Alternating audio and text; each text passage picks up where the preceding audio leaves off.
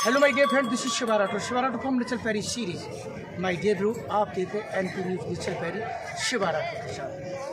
But my dear bro, आज हम ऐसी शख्सियत जो अनंत विभूतियों की स्वामी हैं और पूरे देश में नहीं दुनिया में जिनको जाना जाता है, ये गौ भक्त हैं और बहुत बड़े, मैं ये कहूँगा कि really I have no word in भगवान, शब्द नहीं मेरे पास। और ये संत हैं और धेनु मानस करके एक बहुत बड़े ग्रंथ की इन्होंने रचना की है और ये संत परंपरा में बहुत ही सुविख्यात है। आज हम इनका नाम बताते, श्री श्री 1108 गोपाल मणि जी महाराज, उत्तराखंड से। भगवान, अगर आपकी कृपा हो जाए तो दो बातें करूं। बिल्कुल करिए सर। सबसे पहले मैं ये जानना चाहूँगा जी कि आपने गौ माता को ही क्यों चुना? क्योंकि हम पृथ्वी पर खड़े हैं और हमारे धर्म शास्त्र कहते हैं जी कि पृथ्वी जब प्रकट होती है तो गाय के रूप में ही प्रकट होती है। हमारी जो संस्कृति है, संग गौतनधारी भूमि विचारी परम विकल भय शोका। देवता लोग जब भगवान की स्तुति कर रहे हैं तो उनके साथ पृथ्वी माता जो भूमि है वो गाय बनकर के खड़ी है। तो जहाँ हम खड़े हैं वो ये विषय तो लिया जाना चाहिए। जो मैं कट टू कट सवाल का संक्षिप्त में आंसर दीजिएगा क्योंकि बहुत सारे सवाल हैं। भगवान, मैं ये जानना चाहता हूँ, जैसे धर्म संसद में भी कहा गया है, मैंने कई महामंडलेश्वरों को, कई पीठाधीशरों का इंटरव्यू लिया, उन्होंने कहा कि गौ का जो दूध है वो अमृत है। तो उस गौ जो दूध है, मूत्र है, गोबर है, वो सभी अगर गुणवान है, धर्मवान है, तो उसकी कौन कौन सी प्रमुख विशेषताएं आप बताइए। देखो, गाय का एक नाम वैदेही है।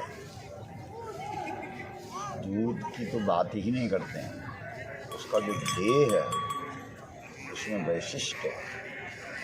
आप गाय की पीठ पर हाथ फेरो तो बीपी नॉर्मल हो जाएगा। आप गाय के गल कंबल पर हाथ फेरो, आपका ज्वर उतर जाएगा। आप अगर गाय के सींग पर हाथ फेरो तो जो आपका डिप्रेशन है, टेंशन है, वो शांत हो जाएगा।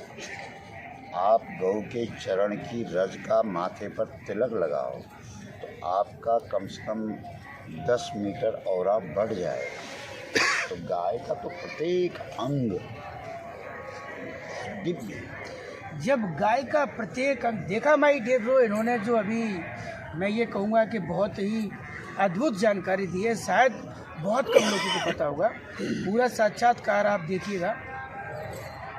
गुरुजी, आप ये बताइएगा कि जब इतना, चाहे वो गौमूत्र हो, चाहे वो गोबर हो, चाहे वो दूध हो, प्रत्येक कहते कि 33 करोड़ देवता गाय के अंदर वास करते हैं, तो फिर ऊपर भी सरकार भाजपा की, नीचे भी सरकार भाजपा की।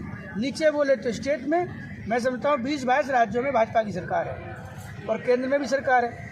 आप लोगों ने, सभी संत मत ने, सभी संतजनों ने ऐसा प्रयास क्यों नहीं किया कि भारतीय जनता पार्टी के समस्त राज्यसभा और लोकसभा में ऑर्डिनेंस लाके करतल ध्वनि से एक विधेयक पास किया जाए और इसको राष्ट्रीय दर्जा दिलवाया जाए?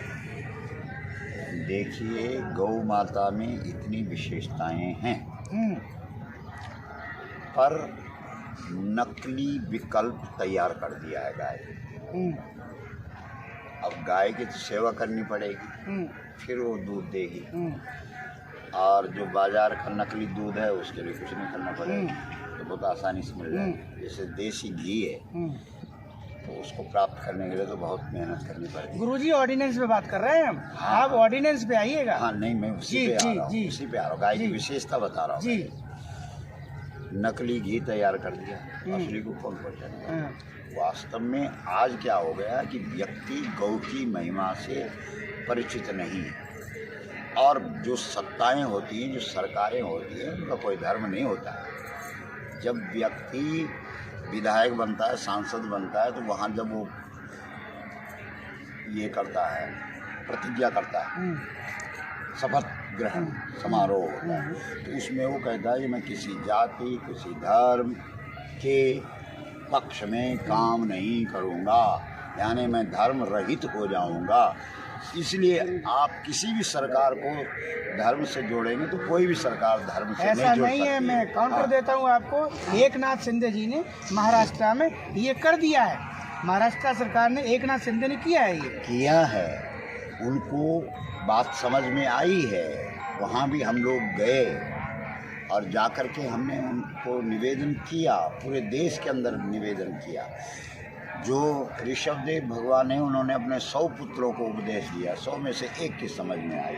इसी प्रकार से 37 राज्यों में ये बातें हुई कि गौ को राज्य माता का दर्जा दो और भारत सरकार गाय को राष्ट्र माता का दर्जा दे, लेकिन एक की समझ में आया, जिसकी समझ में आया उसने कर दिया। कहीं न कहीं ये सिद्धांत कहता है, नीति और नीति कहती है, अगर हम किसी लक्ष्य को प्राप्ति में कामयाब नहीं है, असफलता ये दर्शाती है कि मैंने सफलता का सही प्रयास नहीं किया है। आपने गौ माता के गुणों को, गौ माता से चिरपरिचित लोगों को नहीं सही तरीके से करा पाए। अगर ऐसा होता तो गौ माता राष्ट्र माता होती और ऑर्डिनेंस आ जाता। अब बताइए आप। एकदम बिल्कुल आपने सही कहा है। ये बात हम भी स्वयं कहते हैं। गौ माता की महिमा इस देश के अंदर हर व्यक्ति तक, जन जन तक पहुंचनी चाहिए थी, लेकिन नहीं पहुंच पाई। लेकिन भगवत कृपा से आप व्यक्तिगत रूप से अगर हमको कहेंगे तो आप नहीं कह सकते। क्यों नहीं कह सकते? क्योंकि हमने गाय की महिमा को गौ कथा के रूप में इस देश के अंदर खड़ा किया है, और आज जो पूरे देश के अंदर एक लहर हुई है, वो परिणाम है गौ कथा का। हम आपसे ही कहेंगे, हम मौलाना से नहीं कहेंगे, हम पादरी से नहीं कहेंगे, हम आप ही से कहेंगे।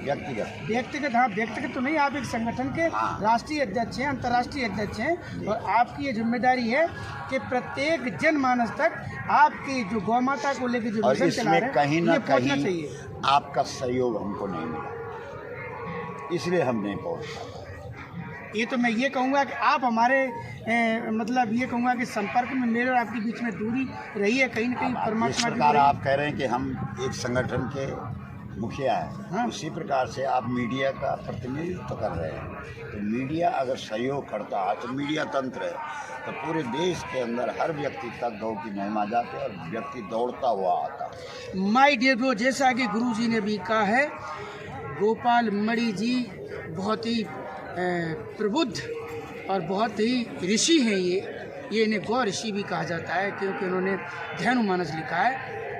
आप लोग इनकी बात को सुन रहे और देख रहे, इनके जो मिशन को और विजन को इतना वायरल करो कि जन जन तक गौ माता के बारे में, गौ रक्षा को लेकर, और भरी सांसद में, मैं ये कहूँगा कि चाहे वो राज्यसभा हो, चाहे वो लोकसभा हो, सांसद और पार्लियामेंट में और असेंबली में विधायक, सारे के सारे इस ऑर्डिनेंस को लाने के लिए तत्पर तैयार हो। जय हिंद, चल पैरी, all of you my dear friends.